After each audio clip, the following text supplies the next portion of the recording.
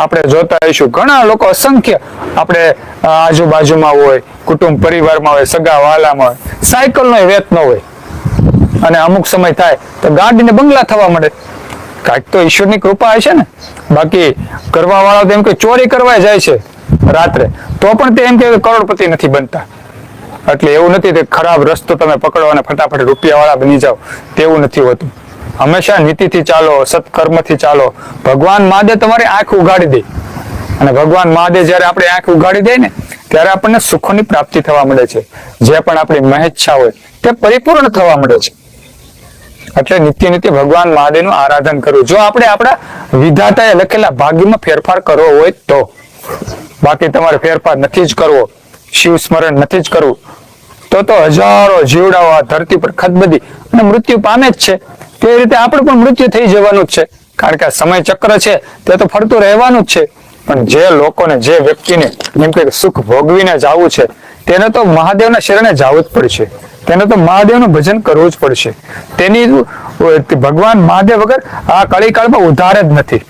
કોઈ એમ કહેતું હોય કે હું કર્મના બળે એમ કહેવાય કે ધનવાન બની જાઉં, કદાચ ધનવાન બની જાય પણ સુખ તો ભગવાન મહાદેવની કૃપાથી જ જીવનમાં આવશે.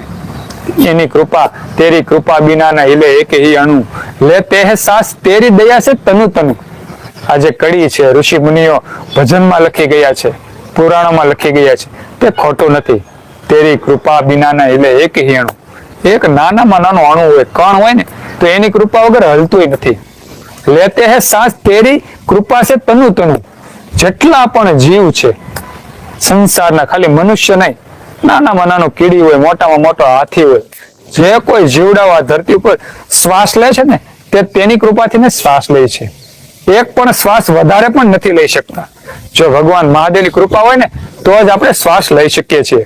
બાકી ભગવાન મહાદેવનો હુકમ આવે, તેની ચિઠ્ઠી ફાટી જાય એટલે કોઈ પણ માનવ એક પણ શ્વાસનો ડસકો પણ વધારે નથી લઈ શકતો.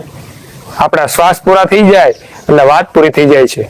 પણ જો આપણે મહાકાળનું સ્મરણ કરતા હોય ને, ભગવાન ભોળાનાથના લિંગનું પૂજન કરતા હોય ને, નિત્ય નિત્ય બિલીપત્ર ભગવાન મહાદેવને ચડાવતા હોય, મહામૃત્યુંજય મંત્રના જો આપણે જાપ કરતા હોય તો ભગવાન મહાદેવ કદાચ આપણે વિધાતાએ આપણા ભાગ્યમાં એમ કે ઓછું આયુષ્ય લખ્યું હોય પણ મહાકાલ આપણું આયુષ્ય લાંબુ કરી દે છે.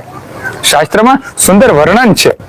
મૃત્યુંજય મંત્ર એટલા માટે નીકળ્યો છે, તેની પાછળ તમે જોવો, શાસ્ત્રનું પઠન કરો. મહામૃત્યુંજય મંત્ર આપણી પાસે કેવી રીતે આવ્યું?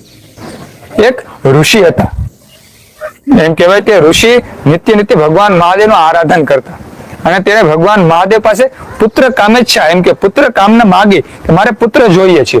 ભગવાન મહાદેવ તથાસ્તુ કહ્યું, તેને પુત્ર આવ્યો. અને એમ કહેવાય છે પુત્રનું આયુષ્ય ટૂંકું હતું. જ્યારે એમ કે જ્યોતિષ પાસે જોવડાવ્યું, કહ્યું તે ઋષિરાજે જ્યોતિષ પાસે જોવડાવ્યું ત્યારે ઋષિએ કહ્યું કે આ જે તમારો પુત્ર છે ને તેનું આયુષ્ય ઓછું છે. ભલે ભગવાન મહાદેવે તમને વરદાન આપ્યું પણ તેનું આયુષ્ય ઓછું છે, તેનું આયુષ્ય ફક્ત 12 વર્ષનું જ છે. ભક્તો ત્યારે તે ઋષિ એમ કહે કે ડગમગતા નથી અને તેના પુત્રને એમ કે ભગવાન મહાદેવની ભક્તિ અર્પણ કરે છે, સોંપે છે. તેનો બાળક એમ કે માર્કેન્ડેય નામનો જે બાળક હોય છે તે નિત્ય નિત્ય ભગવાન મહાદેવને આરાધન કરે છે અને મહામૃત્યુંજય મંત્રની રચના કરે છે. જે આપણે બોલીએ છીએ ને, ઓમ ત્રંબકમ યજામહે સુગંધિમ પુષ્ટિવર્ધનમ ઉર્વારુક્મે બંધના મૃત્યોર મોક્ષે મામૃતાત. આ જે મહામૃત્યુંજય મંત્ર છે ને તેની રચના કરે છે, એટલે કે લખે છે. અને એમ કહેવાય કે 6 થી 7 વર્ષનો હોય તે બાળક માર્કેન્ડેય ત્યારથી આ મહામૃત્યુંજય મંત્રના અભંગ જાપ કરે છે.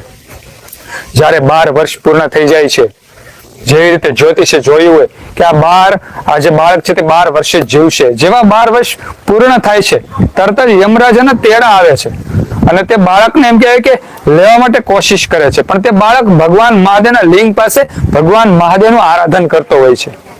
વિચાર કરો, ભગવાન મહાદેવ પાસેથી યમરાજા આવી શકે, લઈ જઈ શકે? ન લઈ જઈ શકે. જેવો એમ કહો યમરાજા તે બાળકને લેવા જાય છે ને, ભગવાન મહાદેવ મહાકાલ રૂપે તે પ્રગટ થાય છે અને કહે છે કે આ જે બાળક છે ને તે મારું આરાધન કરે છે, આ જે મંત્ર બોલે છે તે મહામૃત્યુંજય મંત્ર તરીકે પ્રસિદ્ધ થશે. જે કોઈ માનવ આ મહામૃત્યુંજય મંત્રના જાપ કરે ને, યમરાજા તમે તેને તેડવા નહીં જાતા. આવું ભગવાન મહાદેવ, ભગવાન મહાકાળ યમરાજાને કહે છે. અને એમ કહે છે કે આ જે કોઈ મંત્રચાર નિત્ય નિત્ય પઠન કરતો હોય ને તેનું મૃત્યુ હું નક્કી કરીશ. યમરાજા તમે તેને તેડવા નહીં જાતા. શિવ ભક્તો ત્યારથી જ એમ કહેવાય છે કે આ મહામૃત્યુંજય મંત્ર આપણી પાસે આવે છે.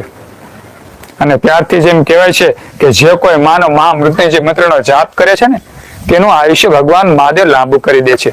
તેની જીવવાની જેને આસ હોય, જેને પોતાનું આયુષ્ય લાંબુ કરવું હોય, તેને મહામૃત્યુંજય મંત્રના જાપ કરવા જોઈએ. શાસ્ત્રમાં જે લખ્યું છે તે બધા વાંચી લે છે, રીલ્સ વિડીયો જોઈ લે છે, પણ તેનું અમલીકરણ કરતા નથી.